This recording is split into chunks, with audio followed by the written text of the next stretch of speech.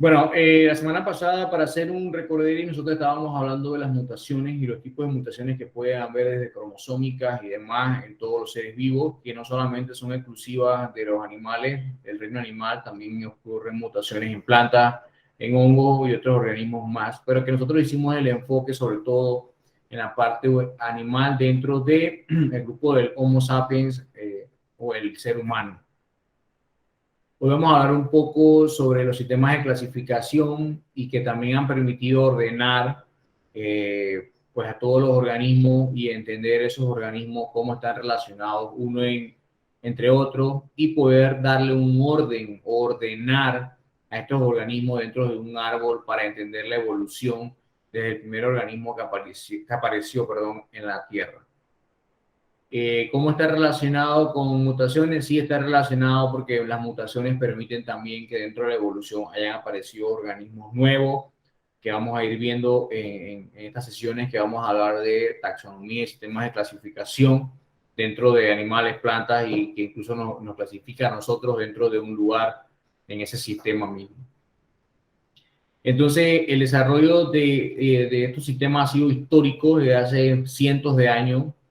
Y siempre ha surgido una pregunta interesante que nos hacemos incluso nosotros cuando vemos un celular y decimos cuál celular es mejor, cuál carro es mejor, cuál pantalón es mejor. Bueno, también ocurre en la ciencia que se dice cuál es el mejor sistema de clasificación, cuáles son las mejores escuelas, cómo se explica mejor esos sistemas de clasificación.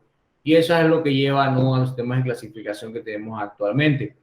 Pero antes de entrar a eso, ustedes tenían que buscar algunos conceptos y entenderlos un poco, porque a veces confunden. Incluso a mí todavía a veces me confunden porque quedo como, pues porque muchos libros tienen definiciones un poco diferentes y confunden. Así que no pasa nada si uno se confunde. Yo entiendo que a veces uno se confunde con eso. Y aparece un concepto importante que se conoce como sistemática, y la sistemática es una ciencia, es una rama de la biología y lo que se encarga es del estudio de la diversidad de organismos y de sus interrelaciones. Entonces, sistemática es la ciencia que se encarga del estudio, así de fácil, de los organismos y de sus interrelaciones. O sea, con él, cómo se relacionan en un ecosistema, en un área. Eso es la sistemática, una ciencia. Aparece otro concepto como taxonomía. Y taxonomía es un estudio teórico de una clasificación, un estudio taxonómico, cómo se clasifica dentro de esa sistemática. O sea, cómo está clasificado ese organismo según sus características, según su dónde vive. Entonces, esa es la taxonomía, es un estudio teórico de su clasificación, pues por características, donde si va dentro de una familia, dentro de un orden, dentro de un género, de una especie. Eso es lo que se denomina como un estudio taxonómico. También está la filogenia o la filogenética. Y como antes alguien lo dijo, no es más que establecer, o es una ciencia que establece los parentescos entre las especies. Si yo quiero ver cómo es mi parentesco en mi árbol de familia, que por ejemplo yo tengo una foto de mi tatarabuelo, y yo quiero ver cómo me parezco a esos tatarabuelos y quiero ver las características que me hacen diferentes o igual, eso es un estudio de filogenia o filogenética. Y cuando se habla de clasificación, yo lo que estoy haciendo es ordenar. Por ejemplo, si yo le digo a Dashlin, te voy a dar 2 cajas y en las cajas hay medias, hay camisas, hay suéteres, hay pantalones, hay, o sea, diversas cosas. Dashlin lo que va a tratar de hacer es ordenar.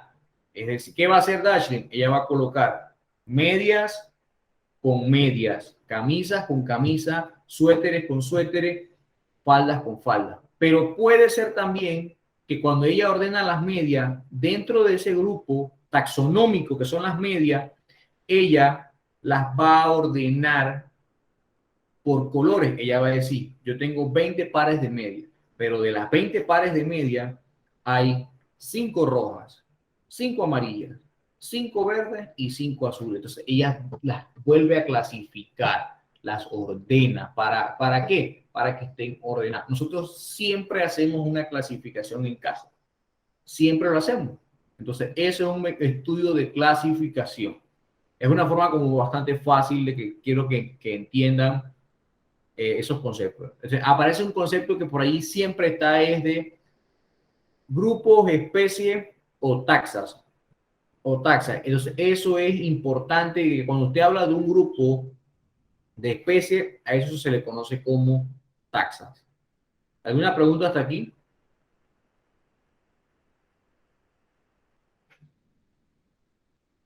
¿Una pregunta?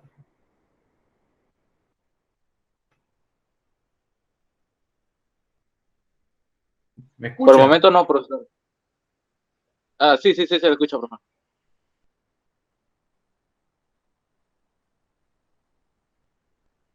¿No me escucha? No escucha a nadie. Sí, sí, profe. Sí se le escucha. Ok, Sí, siempre se le escucha, profe. ok. Bien.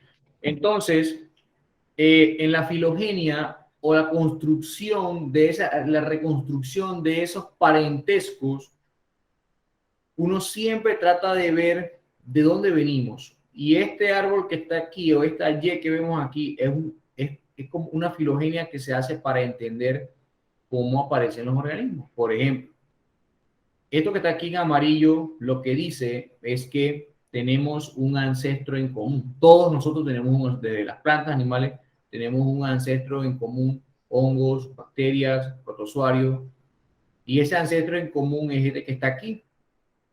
Luego hubo una diversificación por mutaciones, por diferentes motivos, aislamiento geográfico, por aislamiento genético. Hubieron cambios en la evolución en los millones de años y apareció un grupo de organismos que se fue como para allá y otro que se fueron hacia acá. Pero luego aquí hubo otro ancestro más del cual hubo pues, probablemente una mutación y apareció una especie nueva por acá y otra que se fue más allá. Y por aquí entonces quedó un organismo, un ancestro solito. Entonces, luego la filogenia es que tiene que ver genéticamente cómo están emparentados esos árboles, esas animales, esas bacterias, esos hongos, cómo están emparentados genéticamente, cómo se hace eso. Y para eso se hacen esos los estudios de clasificación que inicialmente se hacen de forma taxonómica, es decir, características taxonómicas, si tiene forma, color, tamaño. Ese es un estudio taxonómico y luego te puedes ir a la parte genética, extracción de ADN y demás. Entonces, la sistemática como ciencia tiene muchos objetivos, desde reconocer, describir, dar el nombre a especies o taxones supra y infraespecíficos, reconstruir un poco de la historia, de nuestra historia evolutiva, plantear hipótesis, construir sistemas de clasificación para explicar un poco mejor de dónde venimos, de qué procedemos. Eso es lo que trata la sistemática siempre de hacer, de darle ese orden a nuestro sistema de clasificación.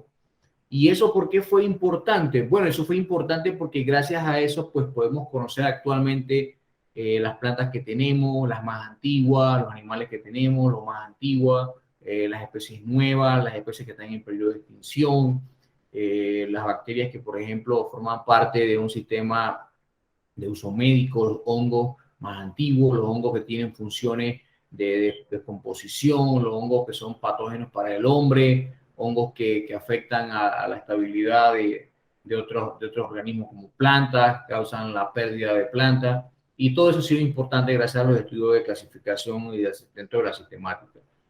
Y también se utiliza la biogeografía, una ciencia muy importante que poco se enseña en las escuelas, pero que ustedes lo escuchen. Biogeografía lo que hace es que referenciar geográficamente dónde está una planta, dónde está un animal, dónde se mueve ese animal, en qué rango, y con eso entender un poco más de la evolución de esos animales.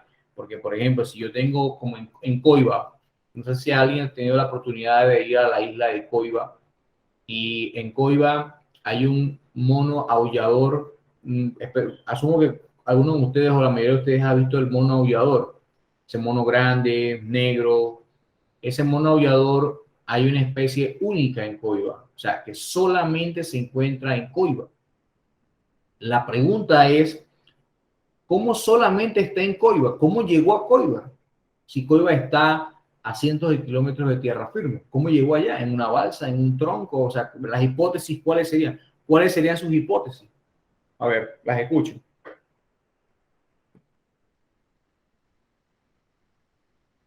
¿Cuáles serían sus hipótesis?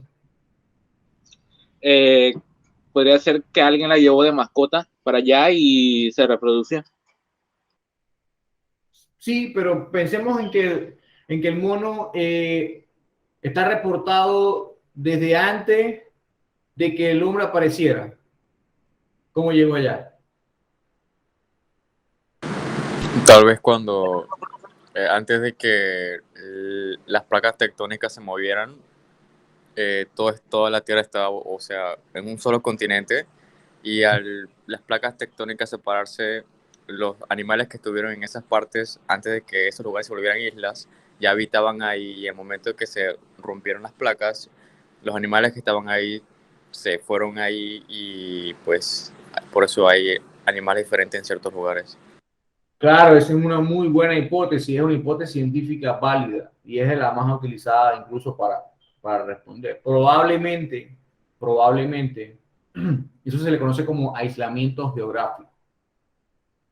Probablemente o la hipótesis de Coiba, de todo el Golfo de Chiriquí, esta área, es que toda esa área de Coiba y del Golfo de Chiriquí, Games y demás, estuvo unida en algún momento a las Galápagos, y las Galápagos están al frente de Ecuador, o sea, miles de kilómetros. Entonces, al estar unida por movimiento de las placas tectónicas, como no sé quién ha hablado, lo ha dicho muy bien, por movimiento de placas tectónicas en millones de años se fueron separando y alejándose y hoy va a quedar al frente de las costas de Panamá. Entonces allí crecen algunos animales que solamente están eh, en Coiba, o sea, no hay en otra parte del mundo. Y la pregunta es, ¿pero cómo? Bueno, porque en el momento en el que, la hipótesis dice que en el momento en el que estuvieron unidas, toda la isla era una especie, pero por X movimientos tectónicos se separó la isla y un grupo quedaron aislados en un segmento y el otro en el otro y no pudieron aparearse entre ellos. Y el grupo que quedó aislado comenzó a aparearse entre ellos y ocurrieron mutaciones al azar. Y esas mutaciones generó que entonces la especie cambiara en los años, fuera cambiando fenotípicamente y genotípicamente y se formara una especie nueva. Por eso es que le decía que las mutaciones también pueden explicar un poco los estudios de sistemática, de taxonomía. Y esa es una de las hipótesis muy válidas para entender por qué hay especies que solamente... En Coiba está de animales el Alouatta palliata coibensis, que es el mono aviador de Coiba. Está el Dasyprota putata, que es un ñeque, no sé si conocen el ñeque, que es parecido como un conejo, parece el conejo pintado. No sé si conocen el ñeque. El ñeque, hay un ñeque que solamente está allí y hay algunas aves, mariposas, que de lo que recuerdo, plantas también, que solamente están en Coiba. Entonces, con esto, pues uno, con la sistemática, uno puede reordenar y dar a entender por qué eso ocurrió, cómo están aquí y con quién están emparentados. Y resulta que el mono aullador, el de Coiba, está emparentado con pues, los monos aulladores que están desde las Galápagos al frente de Ecuador. O sea, imagínense, miles de kilómetros de distancia. Entonces, cuando se hacen estudios geológicos, estudios de suelo, ven que los suelos de Coiba son muy parecidos a los suelos que están en las Galápagos, al frente de Ecuador, y estamos hablando de miles de kilómetros, pero pues la hipótesis de un supercontinente, Pangea y demás, luego se fue separando, pues se sustentan de por qué ocurre esto. Y hay escuelas de clasificatoria, como hay escuelas de ciencia, escuelas de arquitectos, escuelas de abogados, también hay escuelas de sistemas de clasificación. La primera escuela es la de Linneo, de Carlos Linneo, que es el que crea el primer mecanismo de clasificación en el siglo XVI, siglo XV, y él creía mucho en la escuela que era esencialista, o sea, que las cosas eran esenciales, que no había un sistema como tan complejo de ordenación, no era tan complejo. Luego aparece la escuela del feneticismo, de los fenicios, ya ellos reconocían que no, que había que hacer un mecanismo en donde se agruparan para ver los parecidos y las diferencias que habían entre los organismos, y entonces eso te permitía entender quién estaba dentro de un grupo, quién estaba del otro. Luego aparece el evolucionismo, donde aparece Charles Darwin y Alfred Wallace y demás, donde ellos creían que a partir de una especie A, pues puede separarse y evolucionar a una especie B, C, D, o a partir de una especie A salen otras más, por evolución, por cambio, lo que estamos viendo ahorita, de que hubieron cambios, mutaciones, alteraciones que son producidas por el ambiente, porque son al azar las mutaciones, y entonces eso permitió de que aparecieran otros organismos dentro de la evolución. El ambiente, el alimento, la comida, propició que ocurriera evolución. Y pues aparece la más reciente, que es la geniana y el cladismo, que es lo que estábamos hablando, que pues, contempla grupos monofiléticos, grupos, conceptos como parafiléticos y polifiléticos, que son grupos que están relacionados, que son grupos que parecen un poco diferentes, pero que tienen características similares. Y entonces aparecen esos conceptos de monofiléticos, grupos parafiléticos y polifiléticos. Aquí nuevamente si hacemos un árbol y vemos las escuelas o las sistemáticas que habían de las escuelas sistemáticas y vemos en el más basal, esto significa que está aquí más abajo, en el más basal tenemos la escuela de Carlos Linneo, que era el esencialista, que creía que las cosas no eran tan complicadas como son ahora. Luego aparece la evolutiva, donde se destaca Charles Darwin con sus estudios de evolución que hizo en un barco llamado Beagle, 5 años por todo el mundo recorriendo, llegó a las costas de América, al frente de Ecuador, en las Islas Galápagos, vio las iguanas verdes, vio las tortugas gigantes y también ve los famosos aves estos conocidos como pinzones, que él veía que entre una isla y la otra las aves eran diferentes y la diferencia se basaba en que tenían picos largos y esos picos largos y cortos se basaban en la alimentación. Entonces él dijo que el aislamiento pues propiciaba una mutación, un cambio, y eso propiciaba evolución de las especies. Luego la fenetista y la geniana y cladista, que pues tomaban muy en cuenta lo que eran los clados, la ordenación agrupada en clados.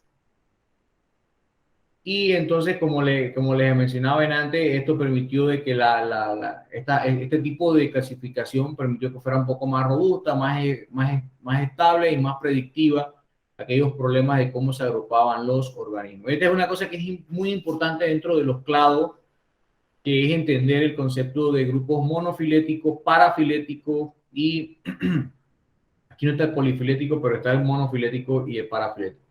Si aquí hay un organismo, esto que está aquí donde está la raya, hay un organismo, es el ancestro, y a partir de él se formaron todos los demás, entonces por eso es que la raya azul dice que este es un grupo, este que está aquí es un grupo mono o celeste, es un grupo monofilético, porque aquí hay un ancestro, o sea, como un papá, y a partir de él, por una mutación, por demás, se dio origen a dos grandes grupos, este y este.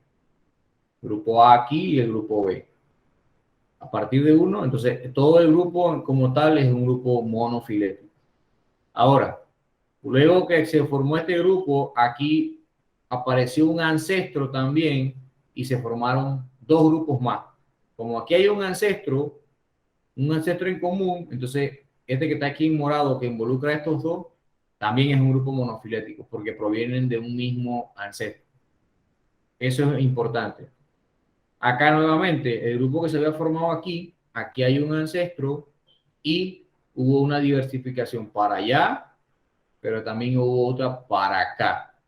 Y ese grupo que está aquí también se conoce como monofilético porque tiene un mismo ancestro. Pero si yo quiero comparar, por ejemplo, que aquí hubiera aves y acá reptiles, ¿qué pasa? Aves tiene un grupo, un ancestro aquí, pero reptiles, tiene un ancestro aquí. Entonces, como hay dos ancestros, entonces el grupo se conoce como parafilético. ¿Cuándo es mono? Mono significa uno, para ya es dos, tres. Entonces, mono es cuando hay un solo ancestro en común, como aquí se formaron dos grupos. Pero aquí, si quiero comparar con entonces ya es un grupo parafilético porque aquí hay un ancestro y aquí hay otro ancestro. Hay dos ancestros. Pongamos que aquí están las aves y aquí están los reptiles. Entonces son ancestros diferentes. Y al ser ancestros diferentes, no podemos decir que las aves y los reptiles son monofiléticos, son parafiléticos, están en la evolución. Sí tuvieron en algún momento alguien que era igual, este que está aquí, fue el ancestro de ambas, pero luego se diversificaron y aparecieron otros ancestros, entonces como que en la evolución están un poco más lejos y no están tan relacionados por tener ancestros, un ancestro diferente y no en común, entonces son parafiléticos.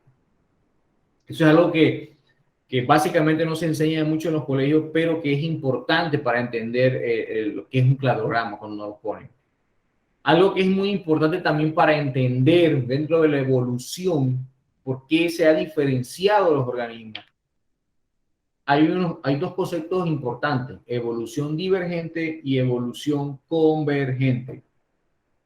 ¿Cuál es la diferencia? Vamos a verlo muy simple en estas imágenes. Evolución divergente, o sea, divergencia. ¿Qué significa? Que hay un origen igual. Volvemos aquí atrás. Aquí hay un ancestro igual. Aquí dice igual origen, o sea, un mismo ancestro, pero diferentes funciones. Por ejemplo, este ratón, pongámosle las estructuras.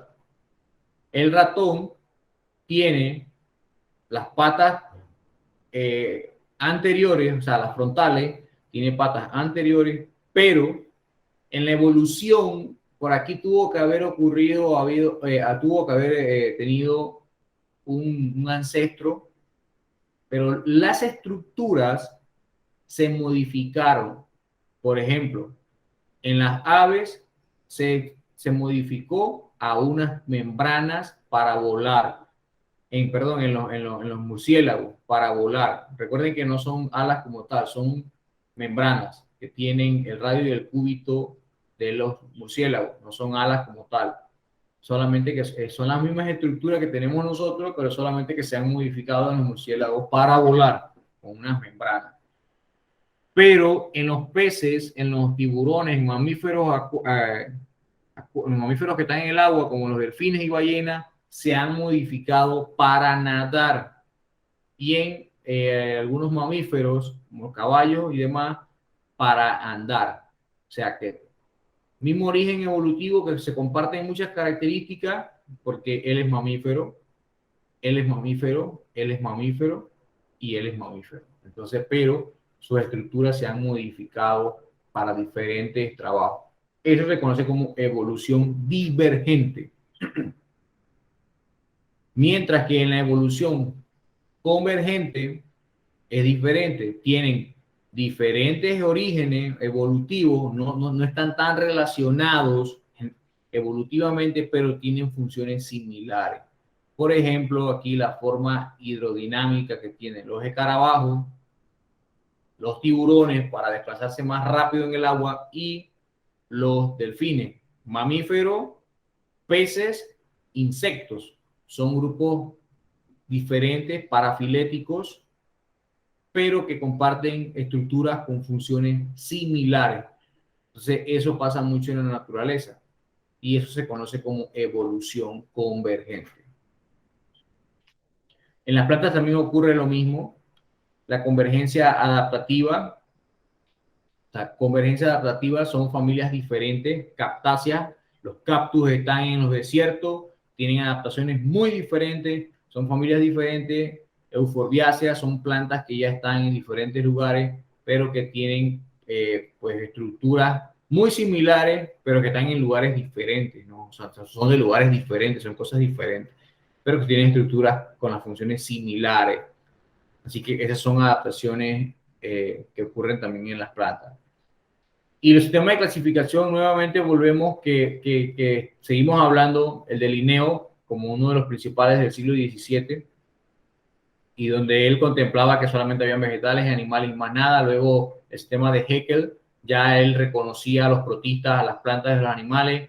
Whittaker ya reconocía otro reino más, los Monera, donde están las bacterias, protistas, protozoarios, fungi de hongo, plantas y animales. O sea que básicamente hasta el siglo XIX, finales del siglo XIX, es que se reconocen los 5 reinos. y luego Wulff en unos estudios también habla de otros dominios más, que no solamente son las bacterias y la eucariota, sino que también habla del reino arquea, como otro dominio más, que poco se habla en las escuelas, nada más se habla de procariota, eucariota, y se habla de las, pero no se habla de las arqueas, que son otro grupo de organismos similares a las bacterias, pero que tienen otras características, tanto evolutivas como funcionales, y que son importantes hacer esa diferenciación que hay en los sistemas de clasificación. Luego Palmer, él propone otro sistema de clasificación de 7 reinos, donde incluye a las bacterias, las arqueas que ya hemos visto que fue propuesta por Wulff. Luego él también habla de los euglenozoas, también habla de otros organismos más, que no, poco se habla y poco se ve, de los Straminippida,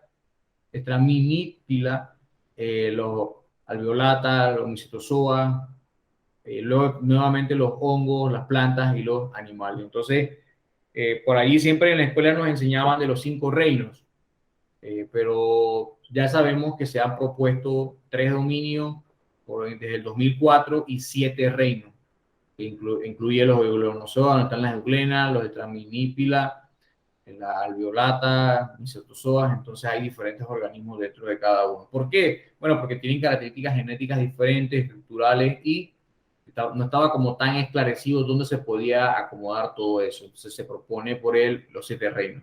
Siempre en la escuela nos enseñan los 5 reinos.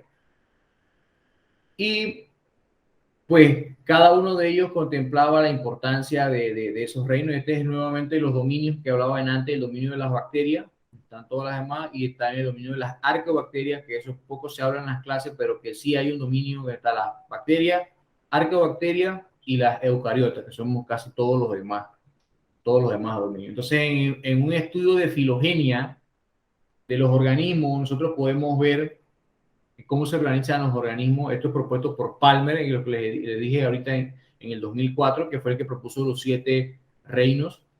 Y él dice que en el origen de evolutivo primero aparecieron las bacterias, luego de las bacterias apareció el dominio arquea, y luego del dominio arquea entonces aparecieron ya luego el reino de las plantas, o los organismos eucariotas, donde estaban las plantas terrestres, luego las cariófitas, que son algas, clorófitas, rodófitas, y otras algas más que ya son macroscópicas, que son algas microscópicas, algas macroscópicas, hasta que llegaron a los embriófitos, los helechos y todos los demás. Aquí podemos ver entonces qué ocurrió con las plantas embriófitas o las plantas actuales, que vemos por ahí bastante. Primero apareció una forma más basal de un organismo ancestral, de una alga verde. Esta es una hipótesis, ¿no? Que se trata de explicar. Luego, aproximadamente hace unos 475 millones de años, apareció el grupo de las hepáticas, aparecieron por aquí algunos antocerotes, son algunos grupos de plantas primitivas. Luego aparecieron los musgos, que vemos por ahí en Navidad y que se utiliza mucho en Navidad. Y hace unos 420 millones de años apareció los licopodios, aparecieron los helechos y las plantas que por ahí vemos nosotros actualmente, desde los pinos. Hace unos 360 millones se dice que aparecieron todo lo que son las gimnospermas, pino, zika, y también las plantas esas que vemos por ahí bonitas, que son plantas con semillas, que vemos por todos lados y que siempre a veces muchas personas dicen que mira esa planta qué bonita. Son más recientes, hace unos 360 millones de años aparecieron en la Tierra. Esas son las hipótesis, ¿no? ¿Hipótesis de quiénes? De Linneo, de Candle, de Conklin. Ese es un mix de todos esos estudios que han permitido entonces entender cómo ha ocurrido la evolución de cada una de las plantas, cuáles son sus ancestros y cómo ocurrió eso. Magnolia es una planta muy bonita que está aquí en Boquete, uno por Boquete la puede encontrar y huele muy rico dentro del bosque, y pues trata de decir que tuvo un ancestro que era una zika, o sea, una planta muy primitiva en nuestra evolución. Entonces, dentro de la nomenclatura, que es el sistema de cómo se ordena, cómo se clasifica, Linneo trató de darle una nomenclatura, y primero aparece o se ordenaba en forma de nombre científico. Por ejemplo, el trigo del pan tiene un nombre, y ese nombre es Triticum aestivus. ¿Qué pasa? Vamos a esto que es lo interesante. Por ejemplo, ustedes se montan en un avión ahorita y llegan a la India. y usted en la India necesita comer aguacate. Y usted probablemente le diga a alguien allá, quiero comer aguacate, y la persona no lo entienda. No le va a entender por su idioma, uno, y otra porque no sabe qué es aguacate. Entonces Linneo decía, hay que buscar un mecanismo de cómo nombrar que el nombre sea universal para todos los organismos. Se crea un sistema de clasificación en donde se le asigna un nombre a cada uno de esos organismos, llámese planta o animal, bacteria, o sea, un nombre general. Entonces, por ejemplo, el aguacate nosotros lo conocemos aquí, pero en otros países probablemente no lo llamen así. No sé si alguien conoce de otro lugar donde lo llamen el aguacate así. ¿Y cuál fue la solución? Darle un nombre científico. Todas las plantas conocidos, todas las plantas, animales, bacterias, hongos, protozoarios conocidos tienen un nombre en la ciencia, un nombre científico. Y por ejemplo, el aguacate es originario de América, se le conoce en la ciencia como Persea americana. Se organizan en familias, se organizan en órdenes, género y especie. Entonces el aguacate es Persea americana. Si usted va a cualquier lugar del mundo y usted le dice, yo necesito comer Persea americana, y la persona escribe en Google Persea americana, ve la foto del fruto y va a saber, Persea americana es aguacate. En el país no sé cómo se llamará. Por ejemplo, en el caso de México, ¿no? Uno le dice avocado. Y en el caso de Argentina y Chile se le dice palta al aguacate. Entonces, si usted va a Argentina y Chile, tiene que decir, necesito comer palta, o que me vendas una palta. Y aquí nosotros es aguacate. Y así muchos otros organismos, como por ejemplo la yuca. La yuca nosotros la conocemos como yuca, pero el nombre científico es Manihot esculenta. Yuca, y en otros lugares le dicen mandioca. En Venezuela también le dicen mandioca. Entonces, si te pide mandioca aquí, si yo le digo a usted, necesito que me vendan una libra de mandioca, probablemente muchas personas no sepan qué. Gracias al sistema de clasificación de Linneo se ha podido ordenar y se sabe que la yuca es Manihot esculenta en la ciencia, es el nombre científico. Entonces, cada una de estas, o esta ciencia ha permitido de que eso sea posible, de darle un sistema de ordenamiento a cada uno de estos organismos. Y también pues aparecen otros conceptos más muy importantes dentro de los hallazgos de los organismos, donde aparecen conceptos importantes, desde por ejemplo tenemos holotipos, isotipos, paratipos, que aquí les he puesto la definición, sin tipo, lectotipo y neotipo. Son conceptos un poco avanzados en taxonomía, pero que vale la pena que los escuchen, los lean, o si en algún momento alguien les pregunta qué es un holotipo de un animal o es un isotipo de un animal, pues para que tengan solamente como una idea y luego lo puedan buscar en sus archivos. Y esto es netamente pues como más estudios taxonómicos, pero que por lo menos lo escuchen y digan, yo escuché una vez la clase hablando de isotipo, holotipo, paratipo, entonces puedo revisar y estar seguro de qué es lo que significa. Entonces, todos los organismos tienen un nombre científico, están dentro de un sistema de clasificación con su taxonomía, desde el reino, el filum, la familia, el orden, el género y la especie y el nombre común. Por ejemplo, vamos con especies interesantes de aquí. Este árbol, no sé si lo conocen, el Esterculia pétala. Esterculia es un nombre en griego, en griego no, en latín, y la mayoría de los nombres científicos o todos los nombres científicos de las plantas, de animales, se tienen que colocar en latín, y a veces los epítetos, las especies, se le da en honor a alguna persona, a algún científico o a alguien que tuvo valor. Pero hay una serie de normas que se tienen que seguir, y eso está dentro de un código de ética, de taxonomía, en el que tú tienes que leerlo y seguirlo. Y, por ejemplo, Esterculia pétala es el árbol de Panamá. Y esterculia lo que significa es como que es muy hediondo, que huele a algo como excreta, porque cuando tú agarras el fruto que aquí está, huele un poco feo, huele como excreta, y por eso se llama esterculia en latín. Apétala tiene que ver con los pétalos de la misma flor, no tiene pétalos, entonces apétala, sin pétalos.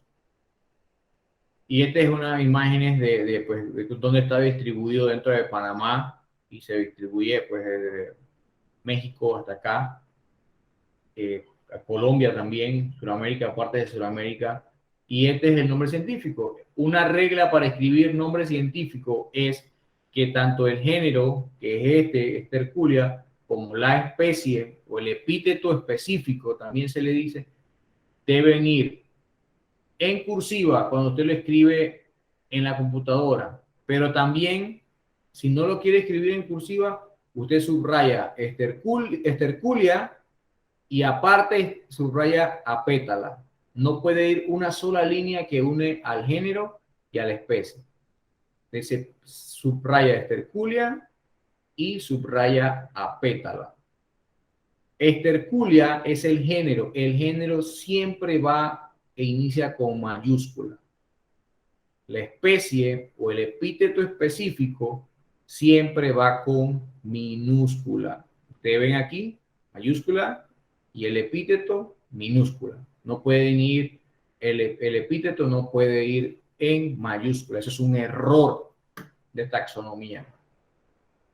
Es una flor del Espíritu Santo, Peristeria elata. La flor del Espíritu Santo es una orquídea y tiene esa forma como de una palomita con las manos abiertas. Otra especie muy importante, interesante en Panamá, el Atelopus setequi. Miren, Atelopus setequi, mayúscula, minúscula, y en este caso no está subrayado porque yo lo tengo en cursiva y es válido. Atelopus setequi, la rana dorada de Panamá, que está siendo amenazada por un hongo que se adhiere a la piel y ese hongo causa o inhibe el intercambio de gases y entonces las ranas mueren. Y como es, las poblaciones son pequeñas y pues, está desapareciendo, pero hay un programa de rescate del Smithsonian para conservarlas y limpiarlas de este hongo que es natural, que está en la naturaleza. Y hay muchos estudios científicos, desde artículos científicos que tratan de explicar, entender un poco de la sistemática y la taxonomía, de los estudios taxonómicos y temáticos en Panamá. ¿Preguntas hasta aquí?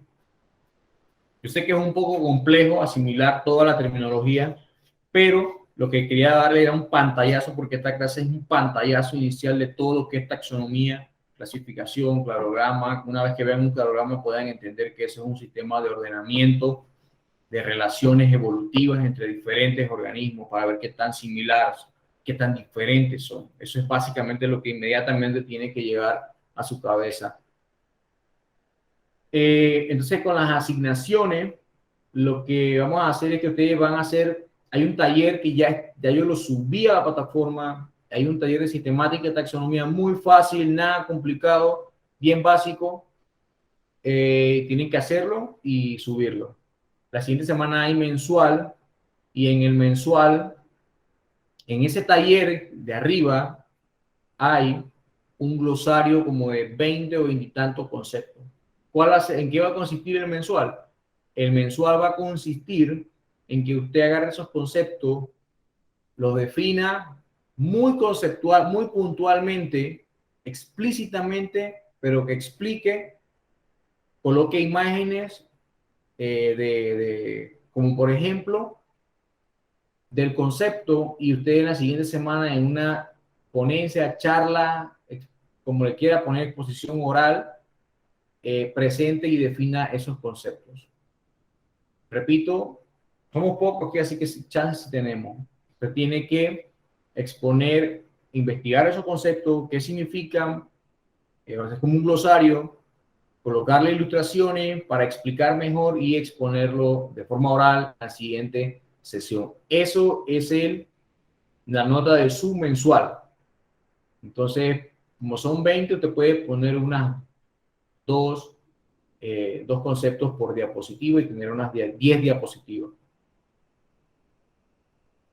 Aquí dice abajo que debe comenzar a hacer, perdón, fue un error mío, listado. Es listado de especies de plantas, planatas también, esto ya el sueño, de plantas, animales, hongos, musgos, hepáticas y helechos que son endémicos de Panamá. Hay un listado sin fin como de casi 2.000 y tantas especies endémicas en Panamá. ¿Qué significa que sea endémica? Que solamente está en Panamá. Solamente están en Panamá. No es que me van a poner mango. Mango hay desde aquí hasta la India. Endémicas. Solamente están en Panamá. O sea, no hay en otro lugar. Eso significa endémica. Entonces usted debe comenzar a hacer un listado desde ya de animales, de plantas, de hepáticas, de helechos, que solo están en Panamá. De la siguiente semana de más arriba, entonces yo le voy a decir para qué va a funcionar eso.